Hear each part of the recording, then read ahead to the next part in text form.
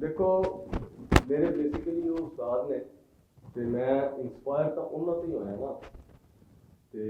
माइया दा बल्कि मैनू माइये वाले लाया ही उन्हें है ते जाहिर है कि उनदे च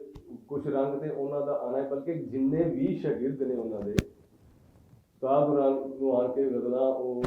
सुणांदे सन या उस्ताद ही उन्होंने ठीक करते सन उन्होंने गाइडलाइन देंदे सन ते उनदे विच तजम्मल कलीम दा जिहड़ा है वो रंग ते होना लाजमी है हमारे और मैं तो नहीं समझदा कि कोई भी शागिर्द इहो जिहा होवे कि जिंदे विच तजम्मल कलीम दा वो रंग ना होवे वो अंग ना होवे वो सिस्टम मगर जे उन्हां दी अप्रोच तक दी गल करिए तो फिर साडे जो हाली तक कोई जम्मिया भी नहीं जिहड़ा उत्थों तक पहुँच सके ते हाँ उन्हां दे नक्शे कदम से चलन की जी ना एक कोशिश जारी है और इंशाल्लाह बल्कि मैं सारे भी ये कहांगा कि जिन्ने भी उनके शागिर्द ने जितों तक पंजाबी गज़ल नूं तजम्मल कलीम ने पहुँचा दिता है कम अज़ कम असी इनका मोराल जिहड़ा है इनका ग्राफ जिहड़ा है थल्ले ना डिगन दईए तो इहदे ते काम करिए।